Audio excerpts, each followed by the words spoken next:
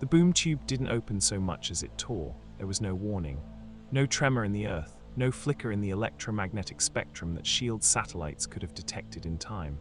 One moment the sky above Manhattan was clear, a crisp Tuesday afternoon with October light gilding the glass towers of Midtown, and then reality itself split open with a sound like a god screaming. The aperture was massive. 40 feet across at minimum, a swirling vortex of crackling blue-white energy that punched through the fabric of space with absolute contempt for the laws of physics. Cars on Fifth Avenue locked their brakes simultaneously as drivers stared upward. Pigeons exploded from every ledge within 3 city blocks. A hot dog vendor on the corner of 53rd simply sat down on the pavement, his legs no longer willing to support him, and watched the sky come apart. From the tier, 2 figures fell. The first hit the street like a meteor. He was enormous, not in the way of the Hulk, whose size was monstrous and unnatural, but in the way of something that had been built for war since before the concept of war was fully understood. 6'4", wrapped in blue and red armor that seemed less like manufactured plate and more like a second skin grown for violence, with a helmet that framed a face of savage, barely contained fury. He struck the asphalt fist first, and the crater that bloomed beneath him was 8 feet deep and 30 feet wide, a perfect circle of destruction that buckled water mains and shattered gas lines 2 blocks in every direction. He rose slowly from the crater, steam curling from his shoulders, amber eyes scanning the skyline with an expression that was equal parts confusion and barely suppressed aggression. Manhattan looked back at him. For 3 seconds, nothing moved. Then the fires started from the ruptured gas lines and the screaming began, and the moment ended. The second figure didn't crater. He arrived as light itself, a streak of gold and white that blazed out of the closing boom tube like a comet that had learned to laugh. He decelerated from near-light speed to a dead stop in roughly 40 feet, which still created a sonic shockwave that blew out every window on the east face of a 30-story office building behind him. Glass rained down on the evacuating crowd below in a crystalline cascade. He landed lightly on the buckled asphalt at the crater's edge, one knee briefly touching the ground, and looked up with bright, sharp eyes that held something the first figures entirely lacked: curiosity. Orion, Light Ray Solis, to those who knew him by name in the halls of New Genesis, stood and turned a slow circle, taking in Manhattan with the focused attention of someone cataloging everything at once. His suit was white and gold, streamlined where Orion's was armored, built for velocity rather than impact. He was younger in bearing, lighter in presence, but the energy that crackled at his fingertips was not small. This is not Apocalypse. Orion straightened to his full height in the crater, and the ground cracked further under the redistribution of his weight. His astro harness, the gleaming technological marvel of New Genesis engineering wrapped across his chest and back, was sparking damaged in transit, its stabilization systems throwing amber warning light across his armor. He looked at his hands, he looked at the city. Something dark moved behind his eyes, the old inheritance that he spent every waking moment of his existence fighting to keep caged. This is not anywhere. Boom tube was gone, closed. Behind them was only a fading corona of blue-white energy that even now was dissipating into the October air like smoke. Solis moved to the crater's edge and looked down at Orion. The tube destabilized mid-transit. We were rerouted. He said it calmly, the way a navigator reports unexpected weather. Where we've been rerouted to is the more pressing question. Populated world. Orion climbed out of the crater in a single motion, landing beside Solis. He looked at the fires. Looked at the civilians frozen in their cars and doorways, staring at them. He looked at the man in the business suit who was filming them on a small glowing rectangle, his brow furrowed. Mortals, numerous, a pause, frightened, did destroy their street, fell on their street. Orion looked down at the crater. Something complicated crossed his face, not guilt exactly, but the functional equivalent from a being who had been raised to treat collateral damage as an equation to be managed. There is a difference. 3 blocks north, a distant rumbling. Then from the west, a higher sound repulsor thrust. Multiple sources, they were already coming. The Iron Man armor that descended first was the Mark L, the nanotech variant, and it came down with the practiced economy of a man who had responded to Manhattan emergencies so many times that the choreography was automatic. Tony Stark swept the 2 figures with every sensor array available to him simultaneously, energy signature, biometric, spectrographic, thermal, and got readings that made the AI in his helmet go briefly silent, which was unprecedented. Friday, he said quietly, hovering 40 feet above the crater, give me something. I genuinely cannot, boss. These two are registering as human in baseline morphology, but the energy signatures coming off the big one's chest piece alone are pushing my measurement ceiling. And the other one, the fast one, I'm reading photon emission from his cellular structure. He's not generating light, he is light, partially. What you're telling me, Tony said, is that the two guys who just fell out of a hole in the sky and wrecked Fifth Avenue are not from here. That would be the conservative interpretation, yes. Below, Orion watched the armored figure descend with the flat, analytical gaze of a warrior, assessing a potential combatant. The armor was interesting, technological, clearly sophisticated, but the energy output was modest compared to what Orion was accustomed to measuring threats by.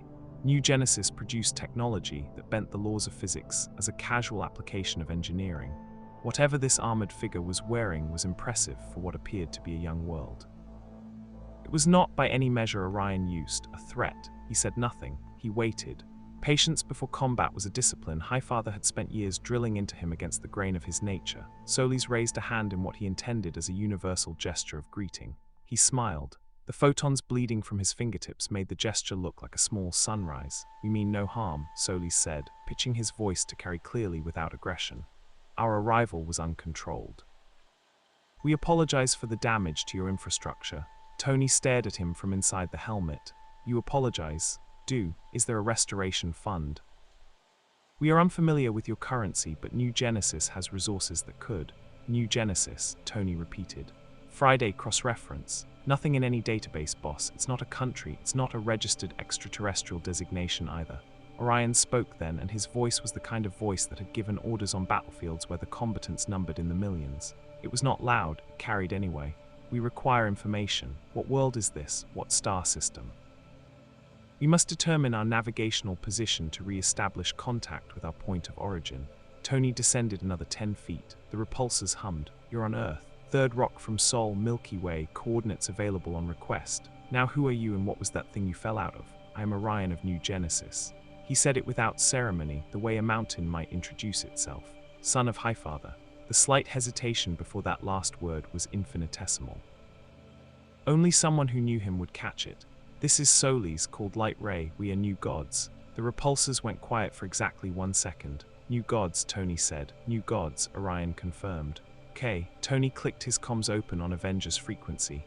"Cap, Thor, I'm going to need you both on Fifth Avenue. Yes, now, because we've apparently got gods, new ones." What happened next happened quickly, and in several places simultaneously, in the way that crises in Manhattan always did, not as a single event, but as a cascade. The civilians who had been filming scattered as 2 more figures arrived. A man in a star-spangled uniform moving at a dead sprint through the crowd, and then a sudden crack of lightning 2 blocks up, followed by the controlled descent of someone carrying a hammer. Thor arrived on the rim of the crater and looked down at it with the practiced eye of someone who had caused a great many craters himself. He looked at Orion. Something moved in his expression, not recognition exactly, but the particular attention one apex predator gives another. "You struck the Earth with considerable force," Thor said. It was not an accusation. It was closer to professional acknowledgement. "Landing was imprecise," Orion said. He looked at the hammer. "Your weapon is Asgardian forged." Thor's eyes narrowed. "You recognize Uru." "I recognize the energy signature of a weapon bound to a worthy soul. New Genesis has produced similar instruments." Orion looked at Thor with the same flat assessment he had applied to the Iron Man armor, and this time the assessment was different. The reading was different. This one registered as something approaching a peer, not equal, but not dismissible. "You are not a mortal in armor. You are a god of this universe." "God of Thunder, Thor planted Mjolnir's handle on the asphalt. "And you claim divinity as well." "I claim nothing. I state what I am." It was at this precise moment that the third crisis of the afternoon began. From 6 blocks east, where the ruptured gas main had been feeding a growing fire while emergency services struggled to respond, the blaze suddenly accelerated. Not naturally, the fire changed color at its center, shifting from orange to a deep, arterial red, and the screaming from that direction changed register from panic to something more fundamental. Solis was moving before anyone else had processed the change. He crossed 6 blocks in approximately the time it takes to blink, and the Avengers watched a streak of gold light resolve into a man standing at the fire's edge, his hands already outstretched, photon energy bleeding from his palms in focused beams that didn't extinguish the fire so much as restructure it. Counter-frequency light waves disrupting the combustion cycle at the molecular level. The fire went out, not gradually, all at once. Soli stood in the ash and steam and turned back toward the group with that same easy expression.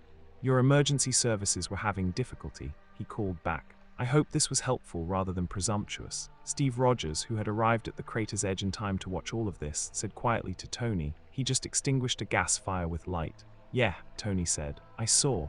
Restructuring the combustion cycle. I caught that part too, Cap."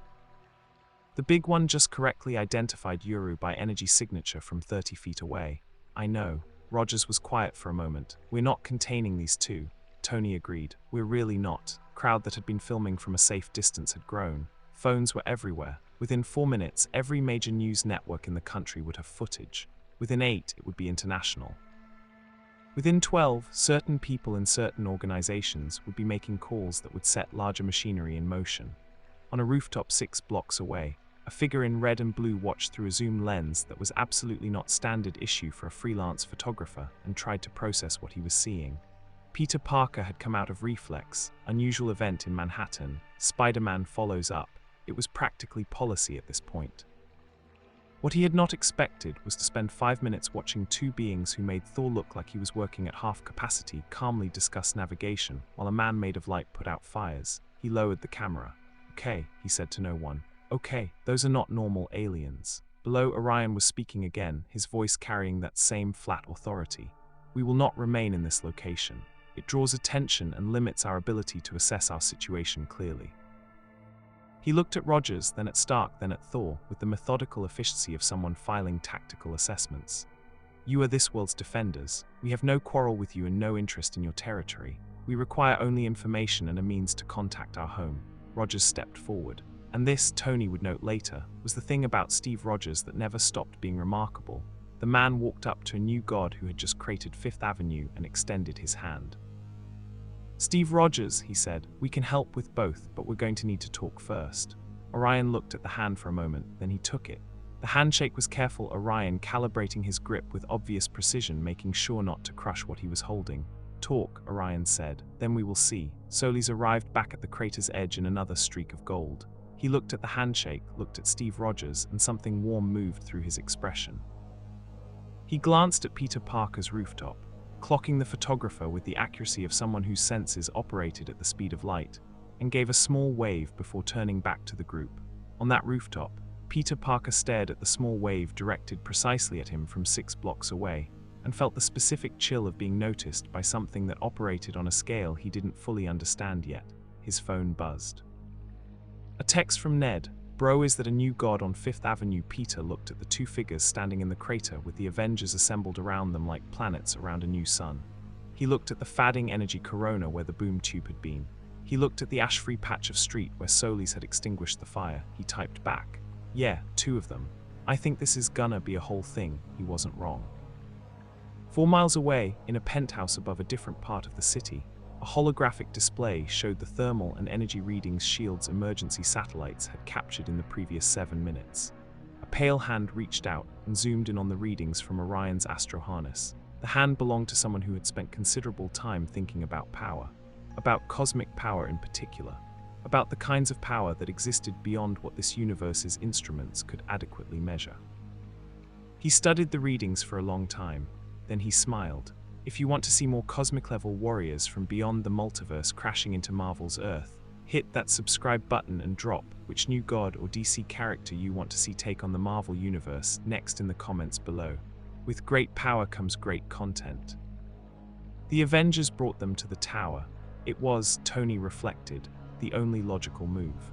You couldn't debrief 2 beings of indeterminate cosmic power level on a cratered stretch of Fifth Avenue, with 7 news helicopters circling overhead and half of Manhattan's emergency services trying to cordon off a gas main rupture. You brought them somewhere with walls thick enough to matter, sensors sophisticated enough to try, and coffee strong enough to get through what was going to be a very long conversation. Orion did not particularly want to go. He stood at the base of Avengers Tower and looked up its length with the expression of a man being asked to enter a cage. And for a moment, the astro harness on his chest flickered with a deep amber light that made every nearby SHIELD agent take an involuntary step backward.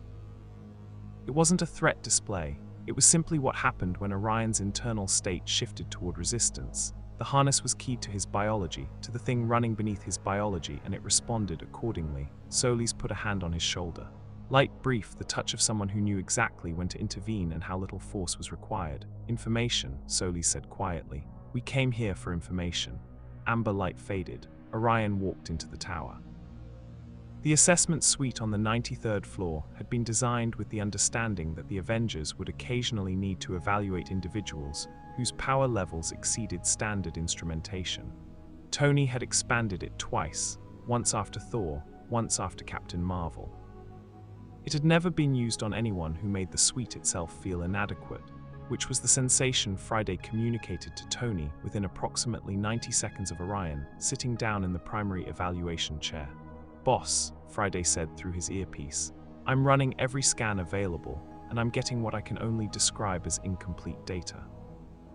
The energy coming off Orion's chest piece is reading as a form of concentrated astral force. I'm calling it that because I have no better term, that operates on a frequency our instruments weren't built to measure.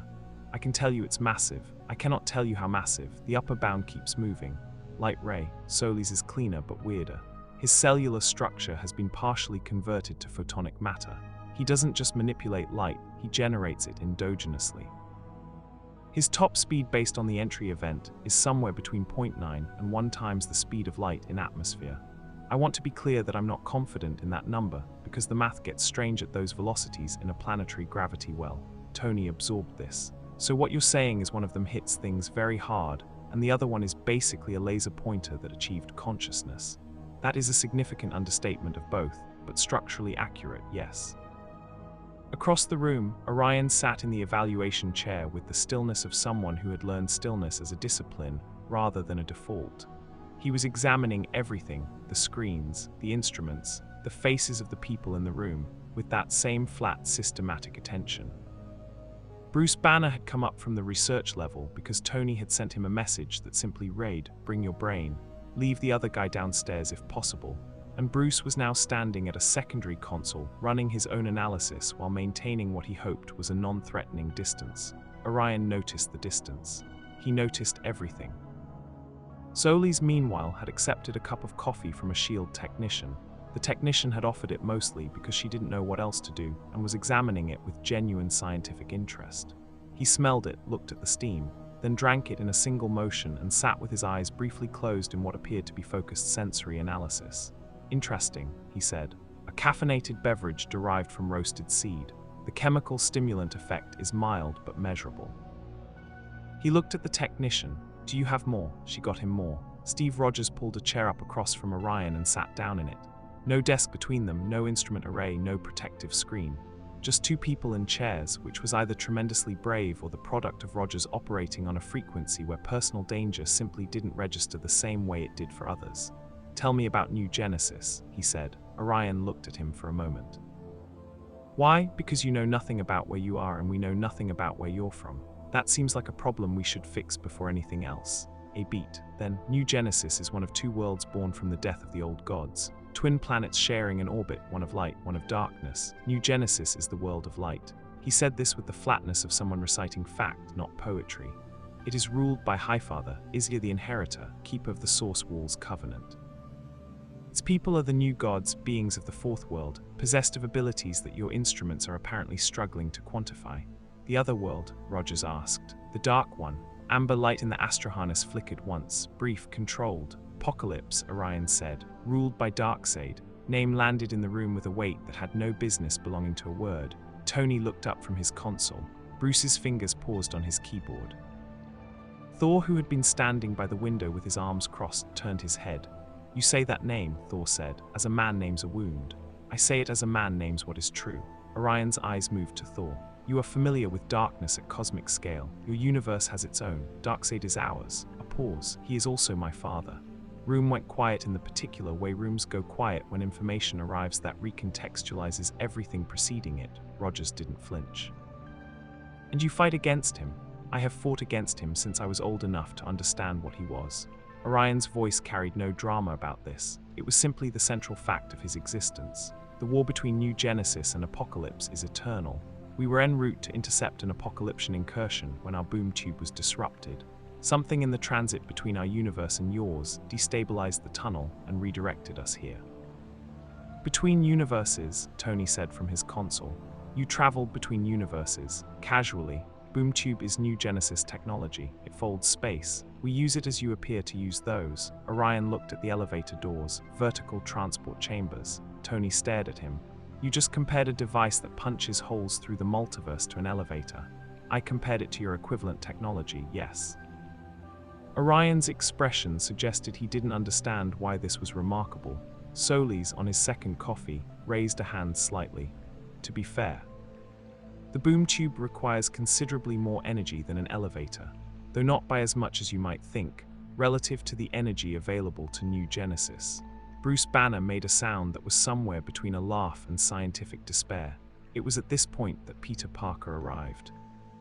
He came through the tower entrance in civilian clothes, backpack over one shoulder, and managed to make it to the 93rd floor assessment suite before anyone thought to question why a freelance photographer would have tower access codes. The answer, which Tony chose not to examine too closely in the current moment, was that Spider-Man had been given emergency access 6 months ago, and Peter Parker's civilian identity was not exactly a well-kept secret from the people in this particular room. He stopped in the doorway and looked at Orion and Solis. Orion looked back at him. You were on the rooftop, Orion said. With the observation device, Peter's expression cycled through several phases in rapid succession. I'm a photographer, press, freelance. He held up his camera as evidence. Peter Parker. Solis turned from his coffee and smiled with what appeared to be genuine warmth. You waved back. When I acknowledged your presence, you waved. Most beings your size, when noticed by a new god, experience what appears to be a freezing response. Solis tilted his head. You waved. Peter thought about this. It seemed rude not to. Something in Solis's expression shifted in a way that was difficult to categorize. It wasn't the professional assessment of a warrior evaluating a potential ally. It was simpler than that. It was the recognition of a quality he found genuinely appealing. Sit down, Peter Parker, Solis said. Tell us about your world. What followed over the next 2 hours was the most thorough informal briefing on the Marvel Universe that had ever been conducted using primarily a photographer's running commentary, supplemented by Tony Stark's increasingly anxious cross-references.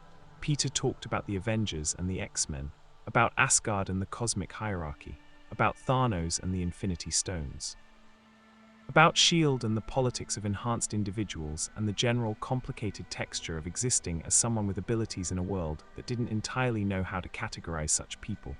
Orion listened to all of it with total attention, asking precise questions at precise intervals.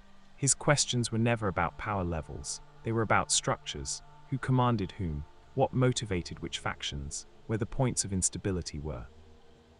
He processed information about the Marvel Universe the way a general processes terrain maps. Solis asked different questions.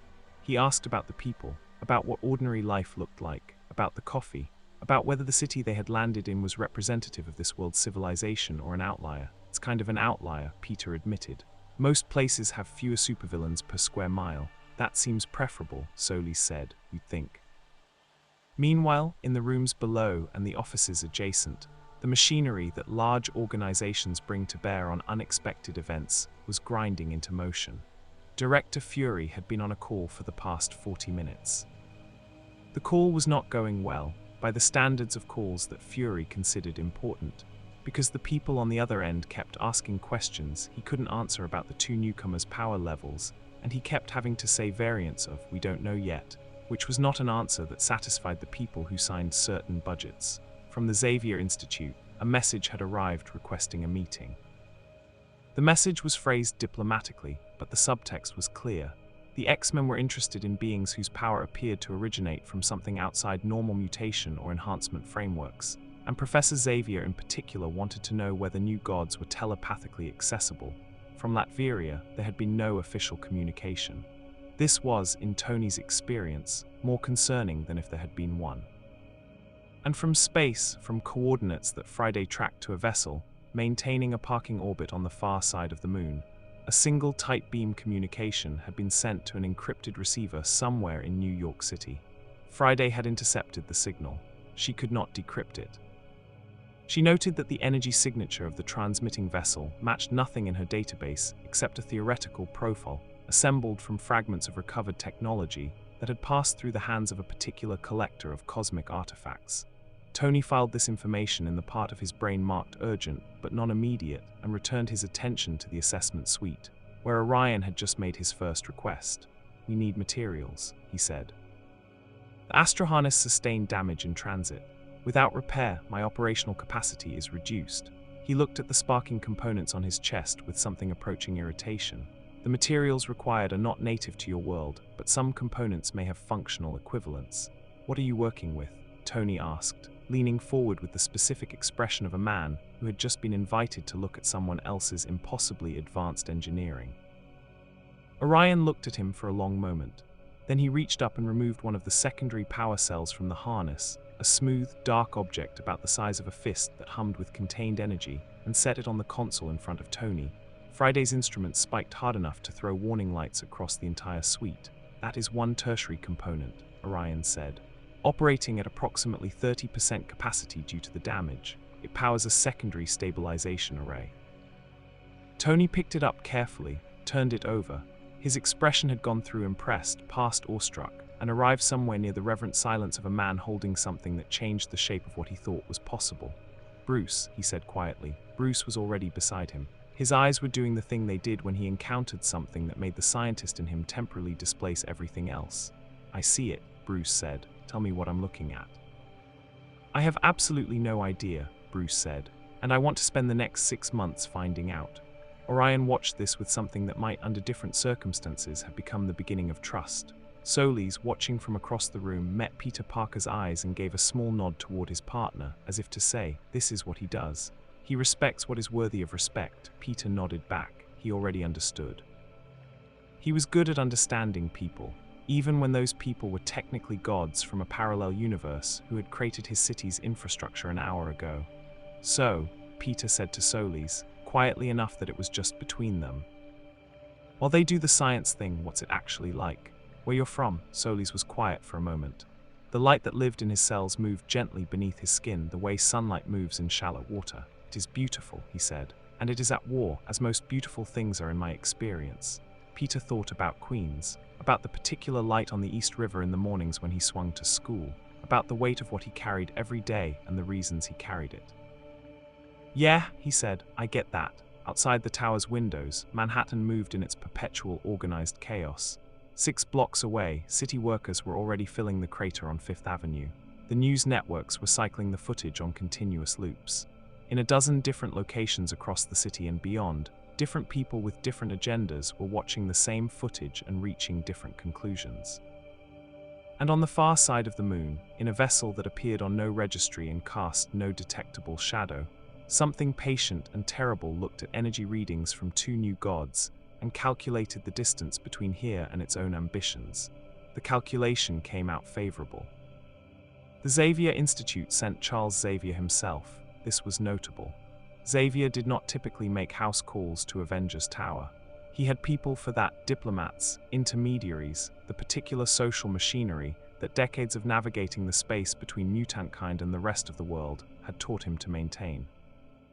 The fact that he came personally, arriving in a black car that pulled into the tower's private entrance on a grey Wednesday morning, told Tony everything he needed to know about how seriously the professor was taking the situation. He came with Jean Grey. Not as muscle, Xavier didn't think in those terms, but as the kind of backup that a man with considerable telepathic ability brings when he expects to encounter minds that might exceed his own considerable reach. They met in the tower's conference room on the 91st floor, a space that Tony had designed to feel less clinical than the assessment suite. It had windows. It had a long table. It had, at Peter Parker's quiet suggestion the previous evening, a coffee service that included options beyond the standard Shield Contractor blend that tasted like it had been brewed during the Carter administration. Orion sat at the table with the stillness he always carried and watched Xavier navigate his chair to the table's head with the specific attention he gave to anyone whose power he had not yet fully mapped. Solis sat beside Orion and had already claimed a cup of the better coffee.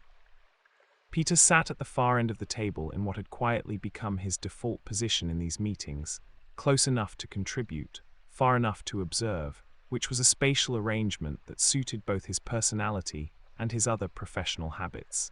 Xavier looked at Orion for a long moment before speaking.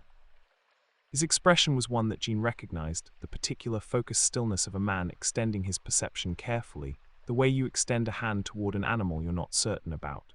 Remarkable, Xavier said softly, not to anyone in particular. You are attempting to access my mind, Orion said. It was not an accusation. It was a statement of fact delivered with the same flatness he applied to all statements of fact. Xavier met his eyes. I am a telepath. It is reflexive, I'm afraid. I apologize for the presumption. What did you find? Xavier was quiet for a moment. Walls, he said finally. Unlike anything I have encountered. Not constructed, not trained mental shielding in the way your soldiers or intelligence operatives build it. Structural, as though the architecture of your mind operates on principles that my abilities were not built to interface with. God neurology is not human neurology, Orion said. We share a general morphology. The underlying structure is different. The other presence, Xavier said carefully. The thing beneath the walls, I caught the edge of it before I withdrew. It is mine, Orion said. The word was quiet and absolute and closed the subject like a door being locked. It is mine, I manage it, that is sufficient information. Jean Grey, who had been conducting her own much more cautious perceptual survey, looked at Solis. You're different, Maury open. Solis turned to her with genuine interest. You are the more powerful telepath, he said. I can sense that. Your range exceeds the older man's, though you have less practice with the formal structures of its application. He said this without judgment, as pure observation. My mind is open to you if you wish to look. I have nothing to hide from a good faith inquiry. Jean blinked. In her experience, people did not simply offer their minds. You're certain, New Genesis values transparency among allies. And I suspect we will need to be allies before this situation resolves. He gestured at the window and the city beyond it with his coffee cup. Something is coming. I have felt it since we arrived. A watching quality in the ambient energy of this universe. Something very old and very deliberate is paying attention. Room shifted in temperature by approximately nothing, but everyone in it felt the shift anyway. It was Tony who broke the silence. Define something. Cannot yet. But the sensation is familiar. On the border regions between New Genesis and Apocalypse, there are zones where Darkseid's attention has passed, where his focus has swept across a location and left a residue. What I am feeling from this universe is similar in character. Vast, patient, acquisitive. Solis set down his coffee. Someone in this universe has noticed what arrived with the boom tube, not us specifically, the energy signature of the boom tube itself, the technology. What it implies about where we come from and what resources that origin suggests. Tony and Xavier exchanged a look over the length of the table. It was the look of two very intelligent people who have just had a concern they were managing quietly named in public. Thanos, Tony said. Xavier nodded once. We had the same concern. Orion's eyes moved between them. Explain this, Thanos. What followed was a 20-minute briefing on the mad titan that left Orion sitting very still, and Solis no longer drinking his coffee. Tony and Xavier took turns. Jean filled in the gaps. Peter, who had heard most of this before, watched Orion's face throughout and noted the particular quality of the new god's attention. The way it didn't spike or react at the dramatic moments, but instead deepened, like a body of water getting colder and more still as you went down. Zeke's ultimate power, Orion said when they finished, and he has held it. Multiple times, Tony confirmed, and each time he was stopped. Eventually, Orion was quiet for a long moment. In our universe, beings who seek ultimate power in the way you describe do not stop. They do not have reversals. They are not stopped eventually. He looked at Tony. Darkseid has sought the anti-life equation since before your civilization existed. He has not been stopped, he has been checked. Temporarily, at enormous cost, there is a difference. I know the difference, Tony said quietly. Then you understand that your Thanos, having held ultimate power and lost it, is more dangerous than one who has never held it. He has the memory of it. That memory is a wound that does not close. Orion leaned forward slightly. And now he knows that beings from a universe with technology capable of puncturing the barriers between realities have arrived in his territory. Silence that followed was the kind that precedes decisions. It was broken not by a person but by Friday, whose voice came through the room's speakers with the clipped efficiency she used when the information was time-sensitive. Boss, we have a situation. Define situation, Tony said. Black Order vessels have just decloaked in low Earth orbit. They're not doing anything yet. They're just visible, deliberately visible, also. I've been running continuous analysis on that encrypted signal from the lunar orbit vessel I flagged yesterday, and I've cracked approximately 40% of it. Enough to identify the sender. Who? A pause that Friday was not programmed to take for dramatic effect, but which landed dramatically nonetheless. The transmission originated from Thanos. The conference room moved, not physically. But the quality of attention in it changed all at once, the way a room full of people changes when an alarm goes off. Orion stood. Not in panic, in the precise, controlled way of a warrior shifting from assessment to readiness. The Astro harness, repaired overnight with a combination of Stark nanomaterials and Orion's own tools in a collaboration that had kept Tony awake until 3 in the morning, responded to the shift in his biology and came to full illumination. Amber light it through was warmer now, more stable, the damaged components replaced and the power flow restored to something closer to its design specifications. He looked at Tony. He is testing. The visible ships are a message. He wants us to know he is aware. Yeah, I got that. Wants to see how we respond to the knowledge. Orion moved to the window and looked up at the sky over Manhattan as though he could see through it to the orbital positions of the Black Order vessels. It is what Darkseid does. He does not move until he understands the shape of what he faces. He maps the psychological terrain before he maps the military one. A pause. Your Thanos learned this approach from somewhere. The methodology is too sophisticated for independent development.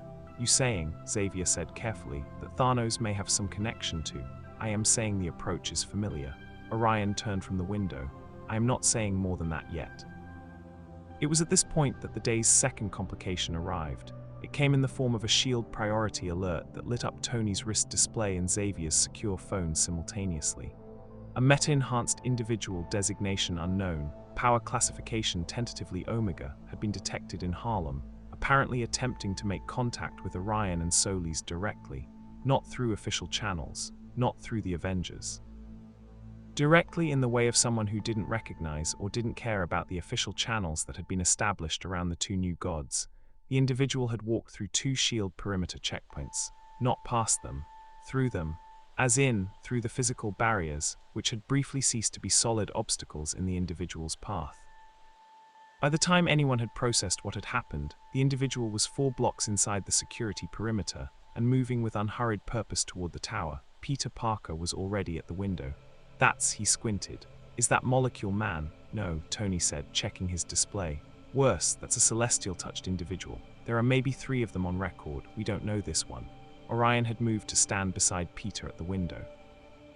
He looked down at the figure moving through the street below, and his expression changed for the first time since they had arrived, not to alarm, but to something more complicated, something like recognition. That individual, he said slowly, is carrying a fragment of the source.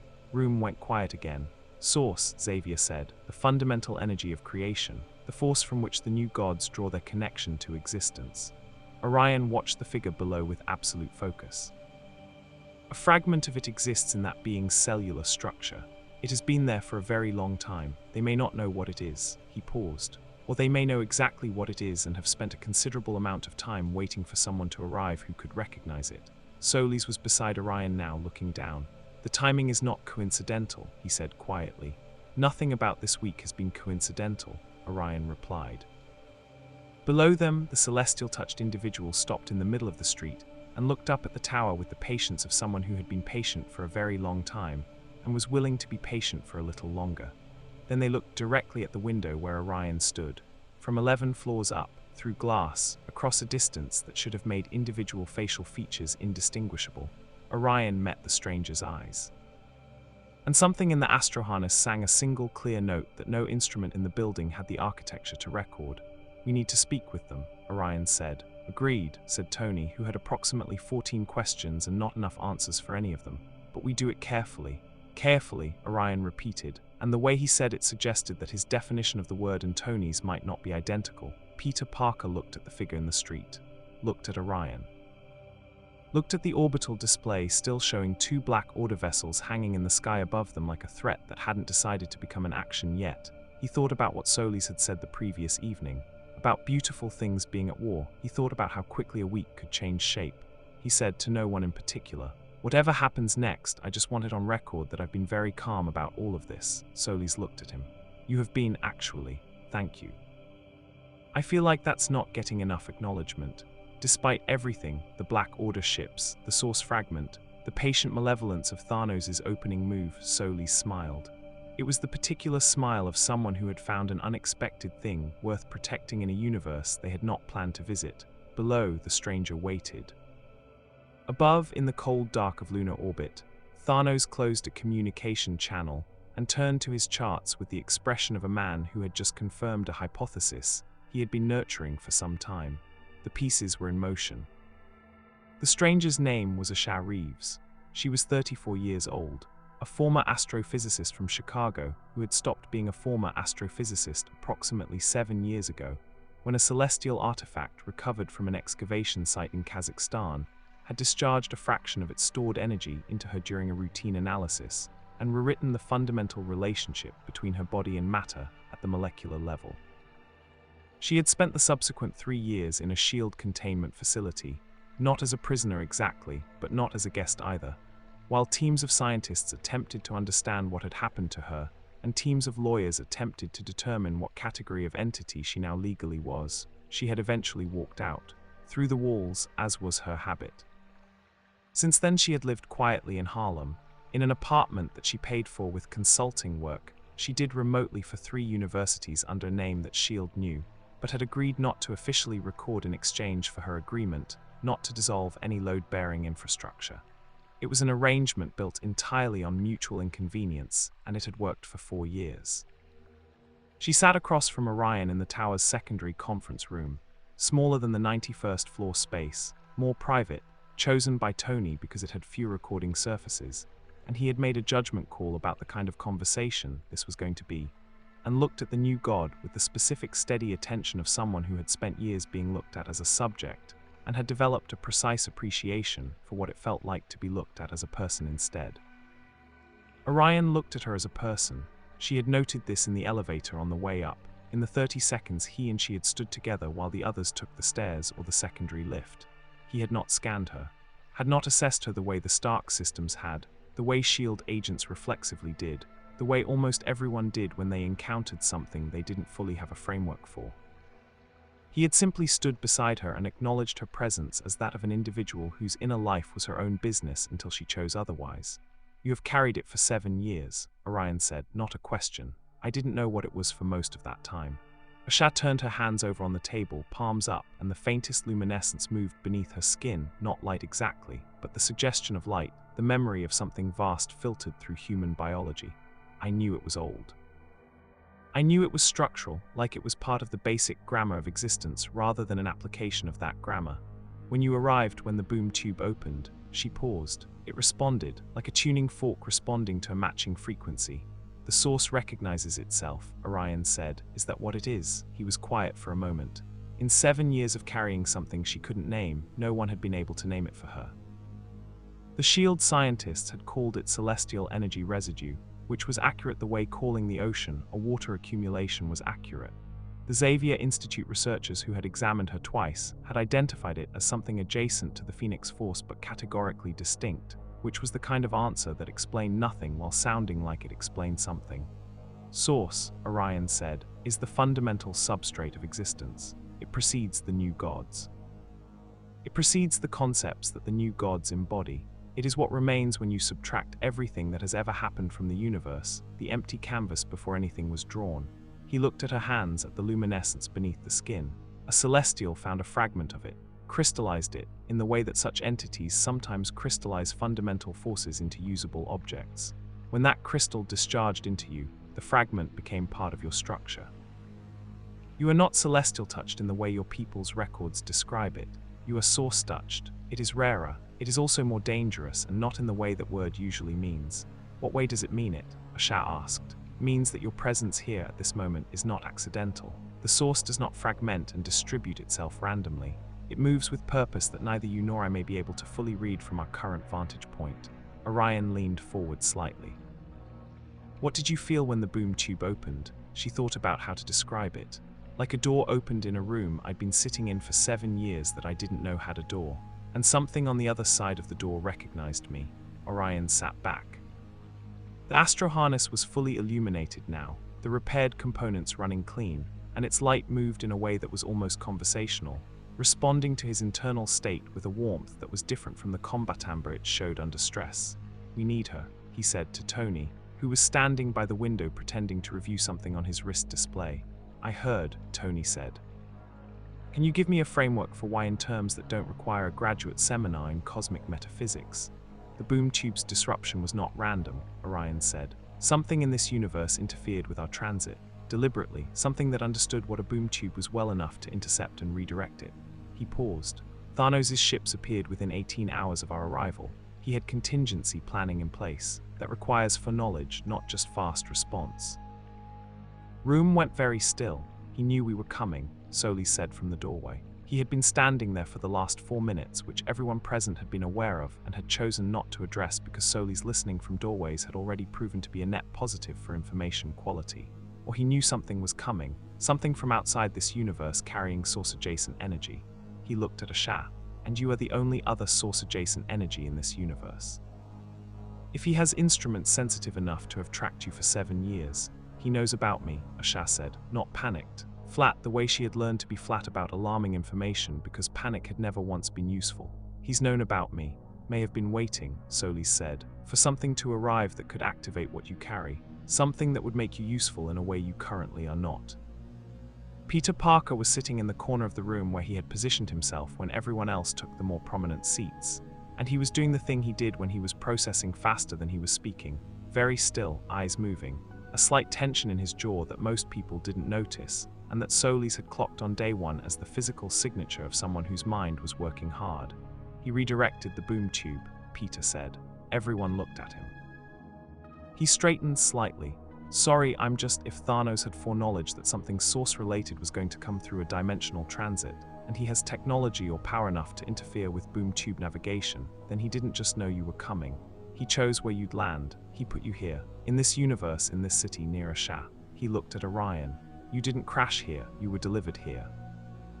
Silence that followed was the kind that precedes the realization that the shape of a situation is different from what you thought it was. Orion looked at Peter Parker with an expression that was, for the first time since their arrival, something close to unsettled. "You are perceptive," he said. "I have a lot of practice with situations being worse than they initially appear," Peter said. "It's kind of my whole thing." It was Tony who pulled the thread to its logical conclusion. "If he delivered you here near Asha, and he's been watching Asha for years, and the 2 Black Order ships in orbit are a message rather than an opening move," he stopped. Ran the math in the way he ran maths, which was faster and more quietly thorough than most people could follow. "He's not coming for you, he's coming for all 3 of you together.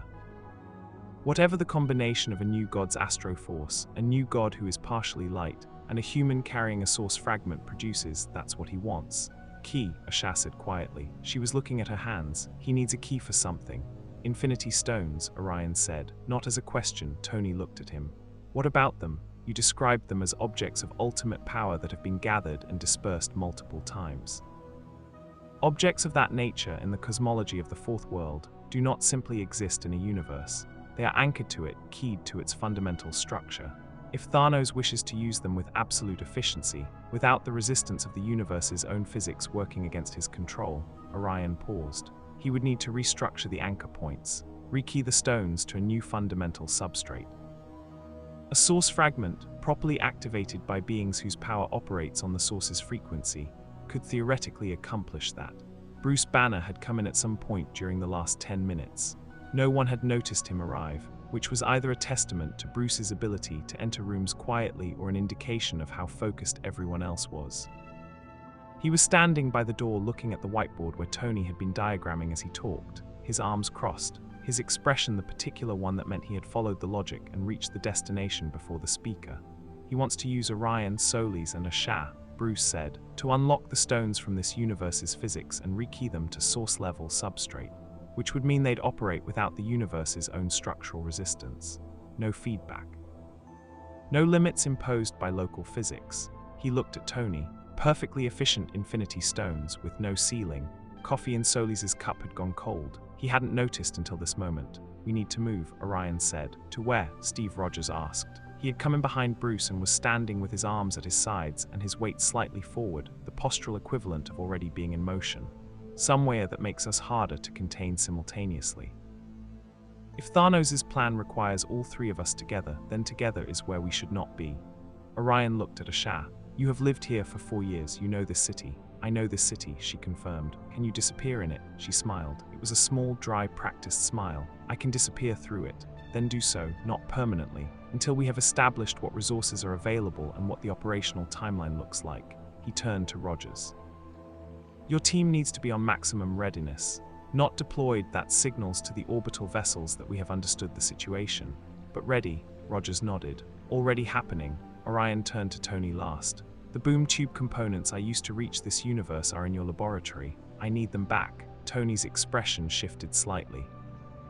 He had spent 36 hours studying those components and had produced approximately 400 pages of notes and 12 new theoretical frameworks. Handing them back was the right call. It was also, from a purely scientific standpoint, the most painful thing anyone had asked him to do in recent memory. Yeah, he said, of course. I do not need them for transit yet. I need them for communication. If we are going to understand what Thanos intends and when he intends it, I need to contact Highfather. New Genesis has intelligence assets that operate at scales your organization cannot match. You're going to call your dad, Peter said, a beat. My father, Orion said, with the particular weight he always gave that word, is Highfather. Yes, I am going to contact him. Peter had the specific emotional intelligence to not push further on the other father and simply nod.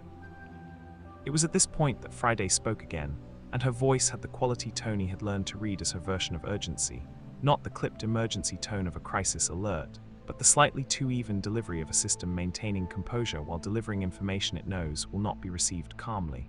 Boss, the 2 Black Order ships in orbit have been joined by 6 more, and the lunar orbit vessel has moved. It's no longer on the far side of the moon.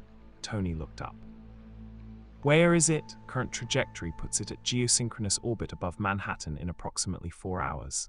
Room moved into action, the way well-trained people move into action, not with noise or scrambling, but with the quiet efficiency of individuals who have each identified their role and begun executing it. Rogers was on his comm. Bruce was heading back to the lab. Xavier, reached by secure line, was already initiating Xavier Institute protocols. Orion stood at the center of it all and was still. Not passive, the stillness of a loaded weapon, of something that had been designed for exactly this kind of moment and knew it. Solis came to stand beside him. Their shoulders nearly touched. 4 hours, Solis said. Sufficient, Orion said. Solis looked at him. For what? To be ready. A pause. The astro harness burned clean and bright and fully operational. The thing beneath Orion's composed exterior, the inheritance he carried, the blood he fought every day, the darkness that was also in its way a resource, stirred with the particular awareness it reserved for moments when the scale of what was coming matched its own considerable scale. He will come here expecting to collect 3 components for a mechanism, Orion said. He will find instead 3 individuals who understand what he intends and have had 4 hours to prepare. He looked out at the Manhattan skyline. At the city going about its afternoon in the October light, unaware of the 8 ships now in its sky. Thanos has made an error, Orion said. He has given us time to think. Darkseid never gives his enemies time to think. It was the first time he had invoked that name without the weight of wound in his voice. This time it sounded like a lesson. The 4 hours did not last 4 hours. Thanos moved at the 3-hour and 12-minute mark, which Tony later assessed as a deliberate choice, arriving early enough to disrupt preparation, late enough to have allowed the full psychological weight of anticipation to do its work. It was the timing of someone who had studied how waiting affected the people he intended to break, and had calibrated accordingly. The first indication was not the ships. The ships had been visible, trackable, the known variable in an equation they had been solving since Friday's alert. The first indication was something else entirely, a tremor in the ambient energy of Manhattan that registered on none of Tony's instruments, but that Orion felt in the astro harness 3 seconds before it manifested, and that Asha felt in the source fragment in her cellular structure 2 seconds before that. She was in the secondary lab on the 87th floor when it hit her, and she had enough time to say, now, into the open comm channel before the eastern face of the tower's upper structure simply ceased to exist as a solid object, not destroyed, unmade. A 12-foot section of reinforced composite wall and structural steel became, briefly, a collection of component molecules drifting in the October air before gravity and physics reasserted themselves, and the debris fell in a slow, almost gentle cascade toward the street, below where S.H.I.E.L.D. had already established a civilian exclusion zone 20 minutes ago on Rogers' order. Through the gap stood Proxima Midnight. She was not alone. Corvus Glaive materialized through a separate spatial fold 20 feet to her left, his weapon already in motion, its blade catching the afternoon light with the specific quality of something that had been designed to cut things that weren't supposed to be cuttable.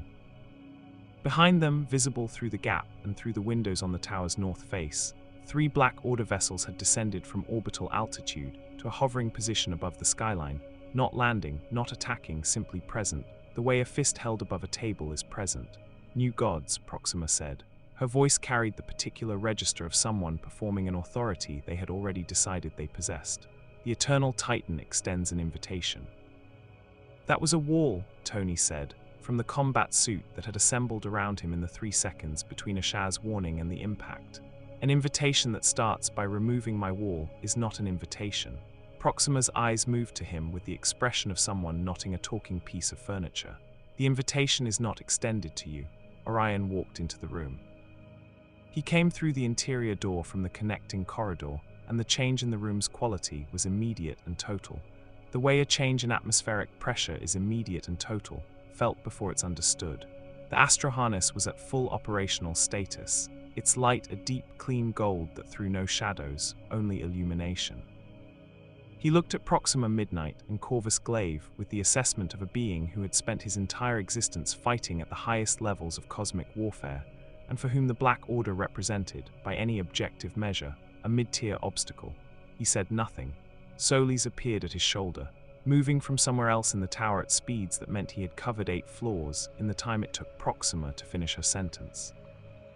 He was less visibly armored than Orion, more visibly incandescent, the photonic energy in his cells running at a level that made the air around him shimmer slightly, the way air shimmers above hot asphalt. Where is he? Orion said. Not Thanos' name. He didn't need the name, Proxima smiled. He wishes to speak first. Then he can come here and speak. Smile didn't change. He does not come to. The wall on the opposite side of the room opened. Not violently, the way Proxima's entrance had been violent. Deliberately. A precise circular aperture 12 feet in diameter that folded space with the controlled efficiency of technology that made boom tubes look like rough drafts, and through it, carrying the specific gravitational weight of a presence that warped the emotional atmosphere of a space the way a black hole warps light, came Thanos. He was larger than the files had suggested. Tony had reviewed every piece of documentation S.H.I.E.L.D. had on the Mad Titan in the past 4 hours, and had noted that the reported physical dimensions varied by account, which he had attributed to observer error or exaggeration. Standing in the room, Tony revised that assessment. Thanos was whatever size the situation required him to be, not through active power display but through the quality of his presence. The absolute unquestioned certainty of a being who had held ultimate power twice and carried the memory of it in every line of his body. He looked at Orion first, then Solis, then with an attention that was more precise and more personal at the space where Asha was not. She has left the building, he said, not disappointed, noting a variable. Yes, Orion said, wise. But ultimately inconsequential. Thanos turned his full attention to Orion. Son of Darkseid, Astro Harness flared once, controlled immediately. Son of Highfather, Orion said, both, Thanos said. That is the truth of you, is it not? 2 inheritances, 2 natures. One of them the brightest light New Genesis has ever produced. The other, he paused, with the precision of a surgeon identifying a site. Something considerably older and darker than New Genesis. You have done your research, Orion said. I have done nothing but research for 3,000 years. It is what I do between decisions. Thanos moved into the room with the unhurried ease of someone who had already determined the geometry of a space and found it acceptable. The Black Order flanked him without instruction, the choreography of long practice. I did not redirect your boom tube to acquire you, Orion. I redirected it to speak with you. The acquisition plan is contingent on this conversation going poorly. Speak then, Orion said. Infinity stones are limited, Thanos said. Not in power, in application. They are keyed to this universe's physics, which imposes a ceiling on their function that most users never notice because most users never approach that ceiling. I have approached it, twice. Something moved in his expression, not regret, but the particular complex feeling of a being who has held perfection and found it imperfect. What I intend is not another acquisition, it is a re-engineering. The source, activated through beings whose power operates on its frequency, could restructure the stone's fundamental anchor points, remove the ceiling, make them what they were always intended to be.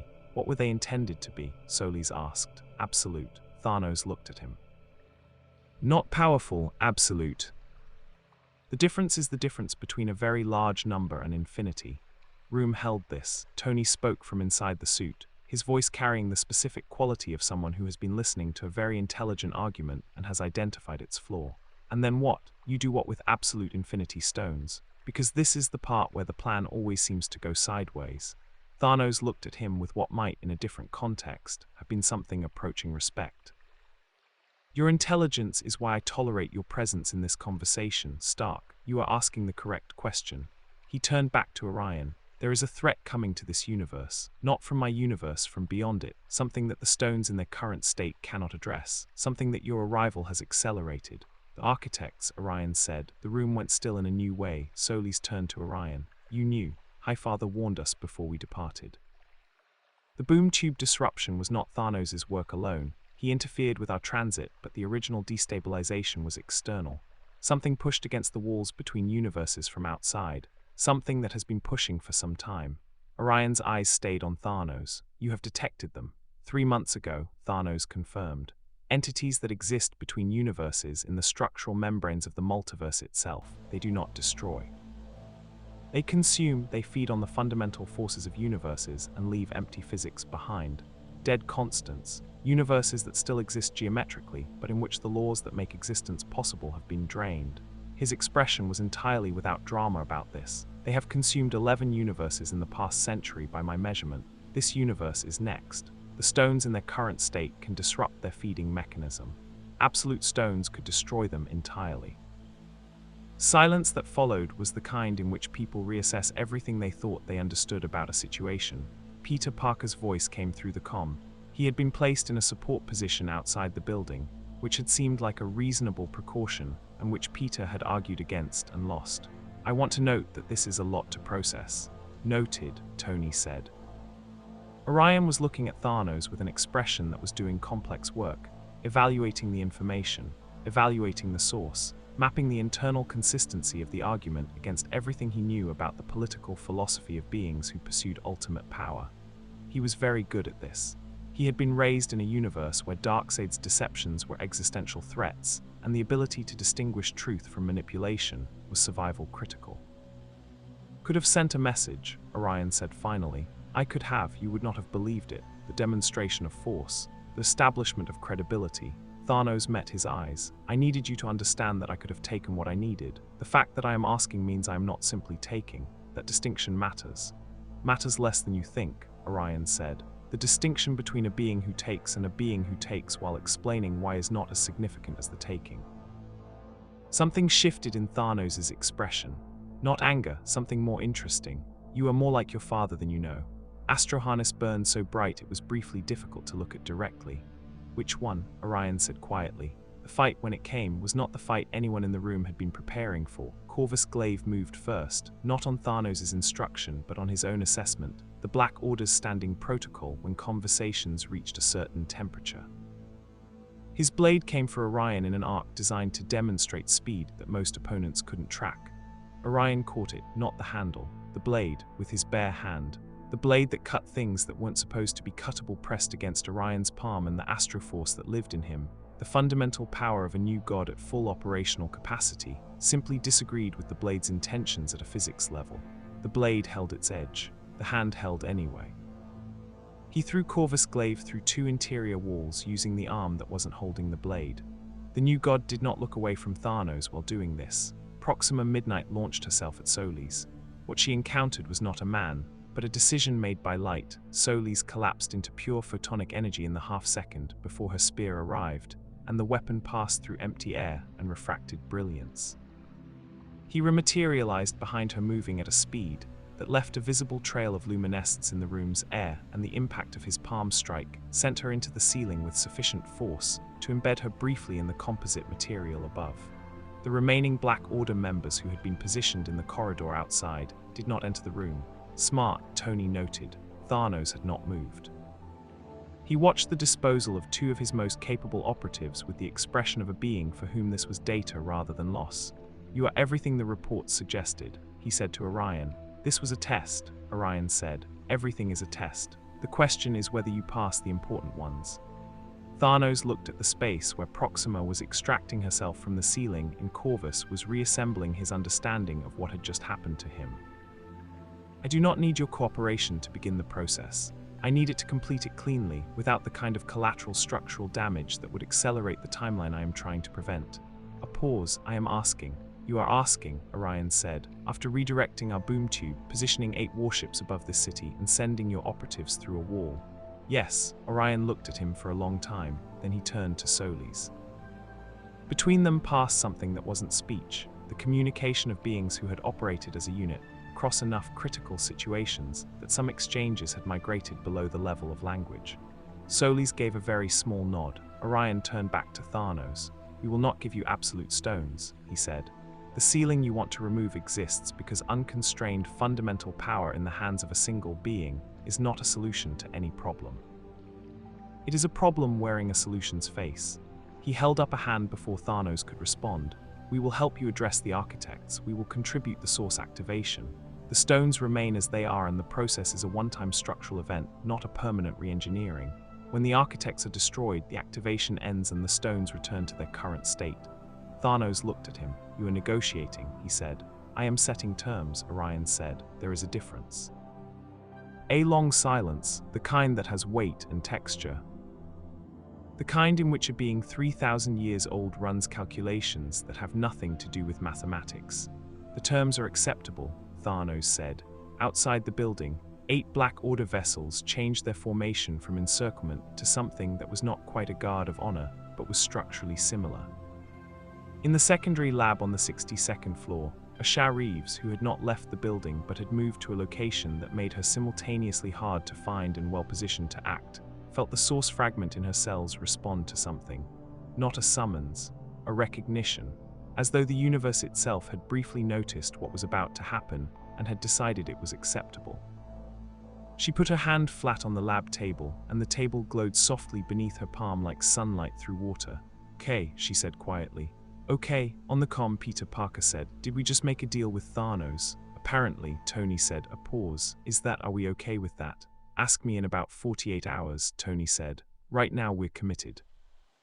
Above Manhattan, in the cold geometry of space, something that was not a ship and not an entity and not quite either, and was all of these simultaneously pressed against the membrane of the universe, with the patient hunger of something that had fed on 11 universes and was not full. It felt the source activate. It felt the stones respond. It turned its attention fully to this universe for the first time. And Orion, standing in a damaged room in a tower in a city in a universe that was not his, felt it turn and felt the full weight of what was coming and stood up straighter under the weight. This was what he had been made from, not by Highfather, not by Darkseid, by the war itself, by every battle, every sacrifice. Every morning he had chosen the light over the darkness that ran in his blood. He looked at Solis, at Tony Stark, at Steve Rogers in the doorway with his shield already in hand. Now, Orion said, we fight. The architects came through at dawn, not through a point, not through a breach or a portal or any of the entry mechanics that this universe's defenders had spent the previous 36 hours preparing to address. They came through the membrane of the universe itself, pressing through it the way pressure finds a weakness in a container, the way cold finds the gaps in a wall, and where they entered, the air changed. Not temperature, not pressure. The constants changed. The speed of light flickered in a 3-block radius around their entry point above the Hudson River. Gravity hesitated. For approximately 4 seconds, the fundamental rules that made existence coherent in that specific volume of space became suggestions rather than laws. Then the architects fully materialized, and the constants restabilized around them, and what remained was something that had no adequate visual category in human perception. Not because it was invisible, but because the brain's architecture for processing what it saw kept referring the image to categories it didn't fit and returning errors. They were large, they were structured. They existed in more dimensions than the ones available for direct observation, which meant that what was visible was always a cross-section of something whose full geometry was inaccessible. There were 3 of them. Friday's instruments registered their presence as simultaneous energy readings and energy absences. They were consuming the fundamental forces around them even as they arrived, feeding passively the way a very large animal breathes, as an automatic function of existing. The power drain was measurable in a 3-mile radius. Electronics flickered. 2 substations in Lower Manhattan went offline. The Hudson itself went briefly, impossibly still. The water's kinetic energy absorbed into something that had no interest in water, but would consume any available force indiscriminately. Orion was already moving. He came off the tower's roof on the astro harness at full operational velocity, which translated to a blazing gold arc across the dawn sky that the news networks, which had been maintaining continuous coverage since the Black Order ships appeared, captured from 17 different angles simultaneously. He was not alone. Solis was beside him, not riding the harness, not needing to, his photonic form cutting through the morning air as a streak of white-gold light that left a fading trail across the sky like a second sunrise. Behind them, at lower velocities, but with their own considerable momentum, came the Avengers. Tony in the Mark L repulsor arrays at full charge. Steve Rogers in a Quinjet that he would exit at altitude because Rogers in a Quinjet was a delivery mechanism, not a combat platform. Thor descending from the cloud cover on lightning that split the dawn in 3 directions simultaneously. Captain Marvel had been reached 6 hours ago and had arrived from deep space at a velocity that had briefly registered on 3 different observatories as a potential meteor event. And from the Xavier Institute, moving in the particular coordinated silence of people who had practiced operating together for a very long time, a secondary response team that had been briefed, equipped, and specifically positioned to handle the civilian evacuation that was the most important non-combat operation of the morning. Asha Reeves was on the roof of a building on the Hudson's eastern bank. She had her hands open at her sides, and the source fragment was running at a level she had never accessed before, not because she had been holding it back, but because it had never had a reason to run at this level. It was responding to the architects the way an immune system responds to a pathogen, with a recognition that was older than her and more specific than anything she could have consciously directed. The luminescence beneath her skin was no longer subtle. She was lit from within like a lantern, the light moving through her in slow pulses that matched nothing biological and everything cosmic. Thanos was positioned above the river, on a platform that his ship had deployed at 500 feet altitude. He had the Infinity Stones, not the gauntlet configuration, not the assembled weapon of previous campaigns, but each stone held separately by a field that kept them distributed, their individual energies visible as 6 distinct lights in the early morning air. The arrangement was his acknowledgement of Orion's terms, not consolidated power, distributed activation, a tool rather than a weapon. He looked across the water at the 3 architects, and his expression was the expression of a being who had been right about something terrible and found no satisfaction in it. The first architect turned toward the concentrated source energy emanating from Asha. It moved with the deliberate patience of something that had never needed to hurry, because nothing had ever successfully opposed it. Orion hit it at full speed. The impact registered on seismographs in 4 states. Not because Orion was simply large or simply strong, because the astroforce he carried was a fundamental power, not an applied one, and its collision with an entity that fed on fundamental forces produced a reaction that operated at the level of physics rather than just kinetics. The architect didn't move back with the way a struck object moves. It shuddered, the cross-section visible to human perception flickering as its higher dimensional structure absorbed an input it hadn't encountered before. Orion hit it again, and again, not with the berserk fury of his darker inheritance, but with the precise, controlled, devastating efficiency of a warrior who had trained every day of his existence for the express purpose of fighting things that should not be fightable. Each strike carried the full weight of New Genesis, of Highfather's teachings, of every battle on the border between light and darkness, channeled through the astro harness into impacts that the architect's feeding mechanism couldn't simply absorb. It was hurting it, not destroying it, hurting it, buying seconds. Solis took the second architect. He didn't attempt a physical confrontation. The calculation was instant, the kind of tactical assessment that operated at the speed his biology ran at. A physical strike from him would carry less structural force than Orion's. What he had that Orion didn't was the ability to exist as pure light, to operate inside the electromagnetic spectrum as a native rather than a visitor, and the architects consumed energy, which meant they consumed light, which meant feeding them was a form of access. He let himself be partially consumed. It was the most controlled and most terrifying thing he had ever done, allowing a fraction of his photonic structure to be drawn into the architect's feeding mechanism, while maintaining the coherence of his consciousness. Navigating the inside of something that fed on existence with the careful footwork of a being who had grown up on the border of apocalypse and had extensive practice with environments that wanted to unmake him. Inside the feeding mechanism, he could feel the structure of it, the operating principles, the specific frequencies it used to drain the constants from a universe's physics. He transmitted all of it to Orion through the new God communication channel that operated faster than any technology in this universe. Orion received the data mid-strike, processed it in the fractions of a second between impacts, and adjusted the Astroforce's frequency accordingly. The third strike after the adjustment landed differently. The architect's shudder had a new quality to it. "Now," Orion said into the combined comm. "Asha, now." On the Hudson's eastern bank, Asha Reeves let go. Not of her power, of the control she had maintained around it for 7 years, the careful management of something vast that she had been living with in the way you live with a river by building banks around it. She removed the banks. The source fragment in her cellular structure ran at full expression for the first time since the celestial artifact had discharged it into her, and the light that came off her was not a metaphor and not a hyperbole. It was visible from space. Friday logged it as a photonic event measurable from lunar orbit. Thanos activated the stones, not as a weapon.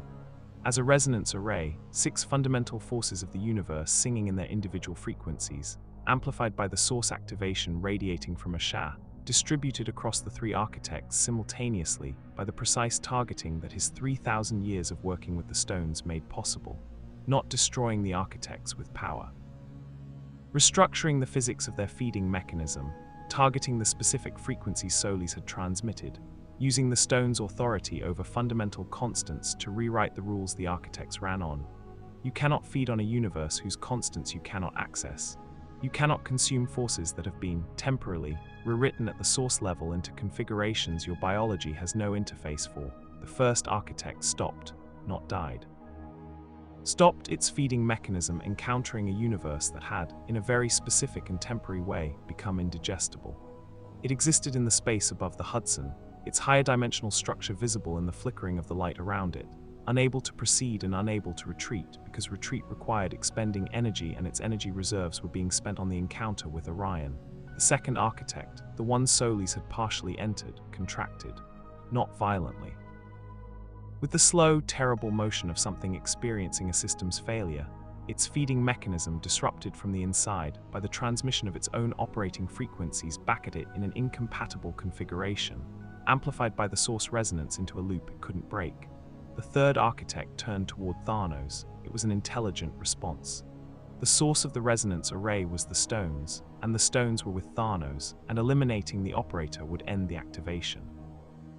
It moved with sudden velocity that surprised everyone who had assessed it as patient and slow.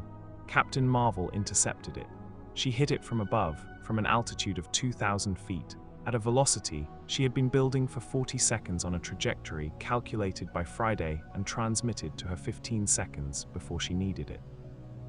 The binary form she carried, the full expression of her photon absorption at cosmic scale, collided with the architect's leading edge, and the explosion of displaced energy that resulted blew out every piece of unshielded electronics within a mile and lit up the dawn sky like a second sun. It didn't stop the architect. It slowed it, bought 4 seconds. Thor's lightning found it in the 3rd second. Not Mjolnir's impact, the lightning itself, called at a scale that blacked out the visible sky from horizon to horizon, and struck the architect in a continuous arc that Thor maintained through pure will, the storm answering its god in a way that went beyond technique into something more fundamental. The architect's feeding mechanism tried to absorb the lightning, and found that the source resonance had already rewritten the frequency at which electrical energy operated in this specific volume of space, and the absorption interface failed. The 4th second was Orion.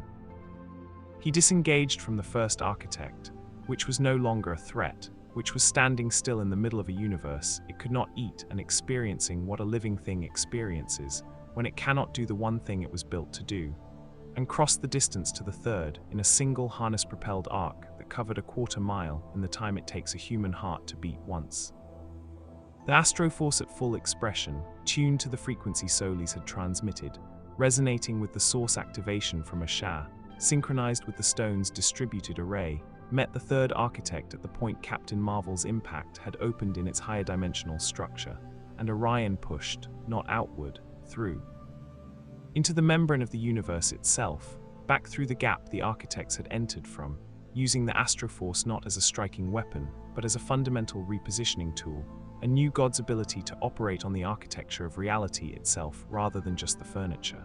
The third architect went back through the membrane sealed behind it with the specific finality of a wound closing. The first and second architects, their feeding mechanisms failed and their higher dimensional structures destabilized by the combined effect of Solis' internal sabotage and the source resonance, did not require further engagement. They unmade themselves, not explosively, not with drama, but with the quiet inevitability of a mechanism that has lost its operating principles. They were there, and then the space where they had been was simply space again, ordinary and unclaimed, and full of the morning air of a city that was still, improbably, intact. The river resumed moving. The constants restabilized. Friday reported all substations back online within 90 seconds. Solis rematerialized from the dispersed photonic state he had maintained through the engagement, the process of recoalescing taking approximately 4 seconds, during which he was a column of organizing light above the Hudson that several cameras captured, and that would become the most reproduced image from the morning's events.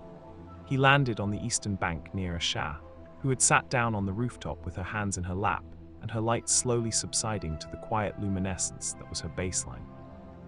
She was breathing hard. The source fragment had returned to its managed state. It felt different now, not smaller, but more settled, as though it had done what it had been waiting to do and had arrived at a new equilibrium with the biology around it. "Are you injured?" Solis asked. "No," she looked at her hands. "It feels like finishing something I started 7 years ago without knowing I was starting it." "Perhaps you were," she looked at him. "Does that happen a lot with the source? Things starting before anyone knows they've started?" Solis considered this with the genuine seriousness he applied to genuine questions. "In my experience, yes. The source operates on timelines that individual consciousness finds difficult to track from the inside." He sat beside her on the rooftop. "We are all, in some sense, catching up to things that have already been in motion." Above the river, Thanos redistributed the stones back to their separate containment fields. The activation was complete. The stones returned to their standard state, still the most powerful objects in this universe, still limited by the physics they were anchored to, the ceiling intact. He had the specific expression of a being who had accepted a constraint he disagreed with because the alternative was worse, and who was, underneath everything, disciplined enough to honor an agreement. He looked at Orion across the water. Orion looked back, no words. The distance was too great for comfortable speech, and neither of them reached for a comm. What passed between them was the acknowledgement of two beings who had operated in proximity to each other's power and come away with a revised estimate that was neither alliance nor enmity, but something more complex and more honest than either. Then Thanos' platform rose, and the Black Order ships began their withdrawal to orbital altitude, and the specific quality of his presence, the gravitational weight of it, lifted from the morning air, and the city breathed differently without it. Peter Parker landed on the Eastern Bank rooftop on a web line he'd anchored to a water tower 3 buildings away, and pulled his mask up and looked at Asha and Solis sitting on the roof together, and then at the sky where the architects were no longer, and then at the river running normally again. "Okay," he said. "Okay, that happened." "It did," Solis confirmed. "We're all alive." Apparently. Peter sat down on the rooftop beside them. He didn't have anything more precise to say than that, and he was self-aware enough to know it. So he said nothing, and the three of them sat in the early morning quiet of a city that had come very close to something and hadn't known it and was already in the distance, resuming its ordinary noise. Orion landed beside them a minute later. The astro harness dimmed to its resting state. He stood at the rooftop's edge and looked at Manhattan, at the skyline, at the light coming up behind it, at the ordinary human city, going about the business of surviving another morning with no knowledge of how close the morning had come to being something else entirely. Something in his expression was different from Section 1's arrival. The flatness was still there, the warrior's assessment, the inherited weight. But beneath it, something had shifted, the specific shift of a being who has spent time in a place and allowed it to matter. He did not say this, he didn't need to. The architects came through at dawn, not through a point. not through a breach or a portal or any of the entry mechanics that this universe's defenders had spent the previous 36 hours preparing to address. They came through the membrane of the universe itself, pressing through it the way pressure finds a weakness in a container, the way cold finds the gaps in a wall, and where they entered, the air changed. Not temperature, not pressure, the constants changed. The speed of light flickered in a 3-block radius around their entry point above the Hudson River. Gravity hesitated. For approximately 4 seconds, the fundamental rules that made existence coherent in that specific volume of space became suggestions rather than laws. Then the architects fully materialized, and the constants restabilized around them, and what remained was something that had no adequate visual category in human perception, not because it was invisible, but because the brain's architecture for processing what it saw kept referring the image to categories it didn't fit and returning errors. They were large, they were structured. They existed in more dimensions than the ones available for direct observation, which meant that what was visible was always a cross-section of something whose full geometry was inaccessible. There were 3 of them. Friday's instruments registered their presence as simultaneous energy readings and energy absences. They were consuming the fundamental forces around them even as they arrived, feeding passively the way a very large animal breathes, as an automatic function of existing. The power drain was measurable in a 3-mile radius. Electronics flickered. 2 substations in Lower Manhattan went offline. The Hudson itself went briefly, impossibly still. The water's kinetic energy absorbed into something that had no interest in water, but would consume any available force indiscriminately. Orion was already moving. He came off the tower's roof on the astro harness at full operational velocity, which translated to a blazing gold arc across the dawn sky that the news networks, which had been maintaining continuous coverage since the Black Order ships appeared, captured from 17 different angles simultaneously. He was not alone. Solis was beside him, not riding the harness, not needing to, his photonic form cutting through the morning air as a streak of white-gold light that left a fading trail across the sky like a second sunrise. Behind them, at lower velocities, but with their own considerable momentum, came the Avengers, Tony and the Mark L repulsor arrays at full charge. Steve Rogers in a Quinjet that he would exit at altitude because Rogers in a Quinjet was a delivery mechanism, not a combat platform. Thor descending from the cloud cover on lightning that split the dawn in 3 directions simultaneously. Captain Marvel had been reached 6 hours ago and had arrived from deep space at a velocity that had briefly registered on 3 different observatories as a potential meteor event. And from the Xavier Institute, moving in the particular coordinated silence of people who had practiced operating together for a very long time, a secondary response team that had been briefed, equipped, and specifically positioned to handle the civilian evacuation that was the most important non-combat operation of the morning. Asha Reeves was on the roof of a building on the Hudson's eastern bank. She had her hands open at her sides, and the source fragment was running at a level she had never accessed before, not because she had been holding it back, but because it had never had a reason to run at this level.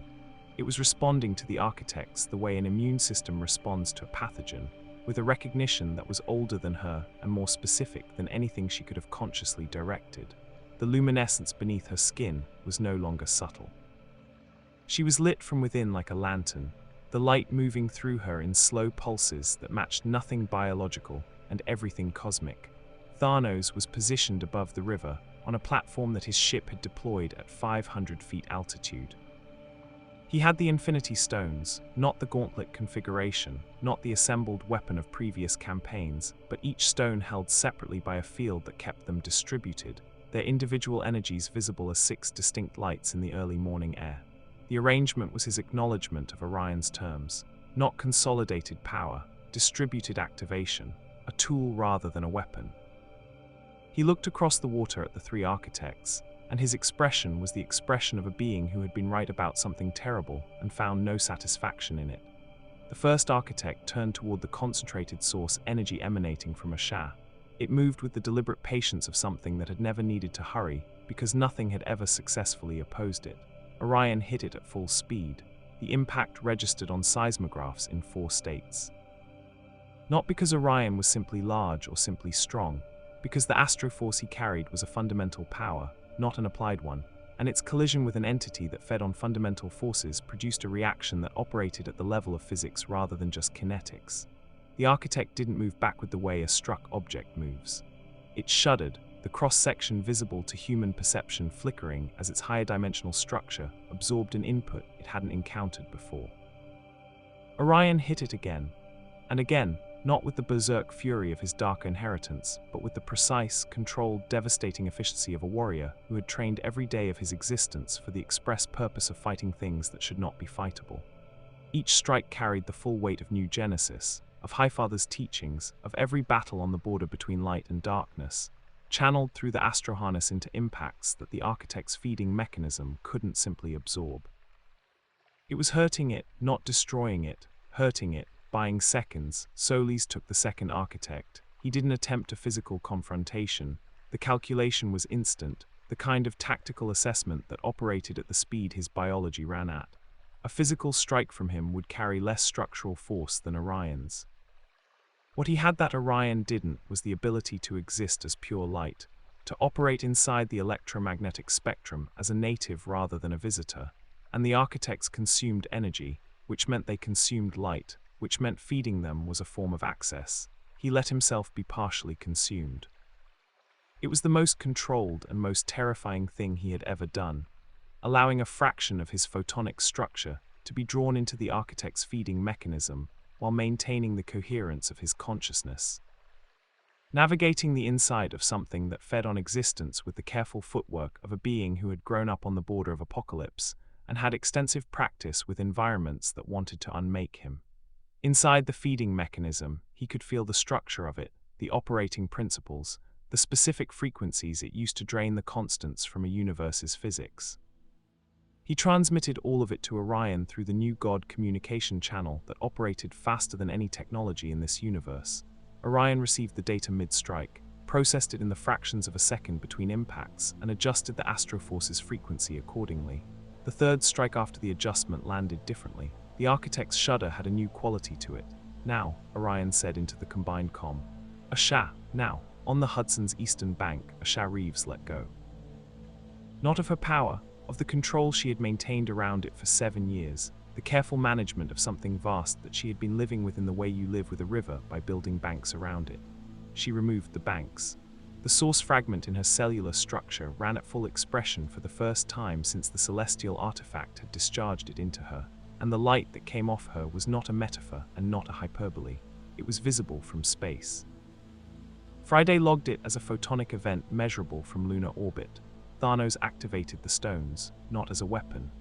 As a resonance array, 6 fundamental forces of the universe singing in their individual frequencies, amplified by the source activation radiating from Asha, distributed across the 3 architects simultaneously by the precise targeting that his 3,000 years of working with the stones made possible, not destroying the architects with power. Restructuring the physics of their feeding mechanism, targeting the specific frequency Solis had transmitted, using the stone's authority over fundamental constants to rewrite the rules the architects ran on. You cannot feed on a universe whose constants you cannot access.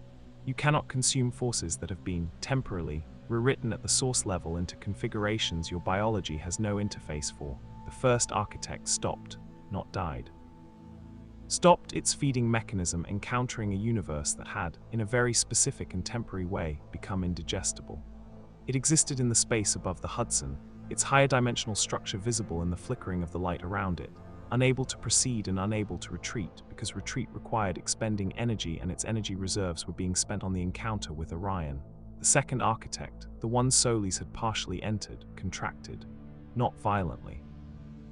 With the slow, terrible motion of something experiencing a system's failure, its feeding mechanism disrupted from the inside by the transmission of its own operating frequencies back at it in an incompatible configuration, amplified by the source resonance into a loop it couldn't break. The third architect turned toward Thanos. It was an intelligent response. The source of the resonance array was the stones, and the stones were with Thanos, and eliminating the operator would end the activation. It moved with sudden velocity that surprised everyone who had assessed it as patient and slow. Captain Marvel intercepted it. She hit it from above, from an altitude of 2,000 feet, At a velocity she had been building for 40 seconds on a trajectory calculated by Friday and transmitted to her 15 seconds before she needed it. The binary form she carried, the full expression of her photon absorption at cosmic scale, collided with the architect's leading edge, and the explosion of displaced energy that resulted blew out every piece of unshielded electronics within a mile and lit up the dawn sky like a second sun. It didn't stop the architect. It slowed it, bought 4 seconds. Thor's lightning found it in the 3rd second. Not Mjolnir's impact, the lightning itself, cooled at a scale that blacked out the visible sky from horizon to horizon, and struck the architect in a continuous arc that Thor maintained through pure will, the storm answering its god in a way that went beyond technique into something more fundamental. The architect's feeding mechanism tried to absorb the lightning and found that the source resonance had already rewritten the frequency at which electrical energy operated in this specific volume of space, and the absorption interface failed. The 4th second was Orion. He disengaged from the first architect, which was no longer a threat, which was standing still in the middle of a universe it could not eat and experiencing what a living thing experiences when it cannot do the one thing it was built to do, and crossed the distance to the 3rd in a single harness-propelled arc that covered a 1/4 mile in the time it takes a human heart to beat once. The astroforce at full expression, tuned to the frequency Solis had transmitted, resonating with the source activation from a Shah, synchronized with the stone's distributed array, met the 3rd architect at the point Captain Marvel's impact had opened in its higher dimensional structure, and Orion pushed, not outward, through. Into the membrane of the universe itself, back through the gap the architects had entered from, using the astroforce not as a striking weapon, but as a fundamental repositioning tool, a new god's ability to operate on the architecture of reality itself rather than just the furniture. The 3rd architect went back through the membrane sealed behind it with the specific finality of a wound closing. The 1st and 2nd architects, their feeding mechanisms failed and their higher dimensional structures destabilized by the combined effect of Solis' internal sabotage and the source resonance, did not require further engagement. They unmade themselves, not explosively, not with drama, but with the quiet inevitability of a mechanism that has lost its operating principles. They were there, and then the space where they had been was simply space again, ordinary and unclaimed, and full of the morning air of a city that was still, improbably, intact. The river resumed moving. The constants restabilized. Friday reported all substations back online within 90 seconds. Solis rematerialized from the dispersed photonic state he had maintained through the engagement, the process of recoalescing taking approximately 4 seconds, during which he was a column of organizing light above the Hudson that several cameras captured, and that would become the most reproduced image from the morning's events. He landed on the eastern bank near a Shah, who had sat down on the rooftop with her hands in her lap, and her light slowly subsiding to the quiet luminescence that was her baseline. She was breathing hard. The source fragment had returned to its managed state. It felt different now, not smaller, but more settled, as though it had done what it had been waiting to do and had arrived at a new equilibrium with the biology around it. "Are you injured?" Solis asked. "No," she looked at her hands. "It feels like finishing something I started 7 years ago without knowing I was starting it." "Perhaps you were," she looked at him. "Does that happen a lot with the source? Things starting before anyone knows they've started?" Solis considered this with the genuine seriousness he applied to genuine questions. "In my experience, yes. The source operates on timelines that individual consciousness finds difficult to track from the inside." He sat beside her on the rooftop. "We are all, in some sense, catching up to things that have already been in motion. Above the river, Thanos redistributed the stones back to their separate containment fields. The activation was complete. The stones returned to their standard state, still the most powerful objects in this universe, still limited by the physics they were anchored to, the ceiling intact. He had the specific expression of a being who had accepted a constraint he disagreed with because the alternative was worse, and who was, underneath everything, disciplined enough to honor an agreement. He looked at Orion across the water. Orion looked back, no words. The distance was too great for comfortable speech, and neither of them reached for a comm.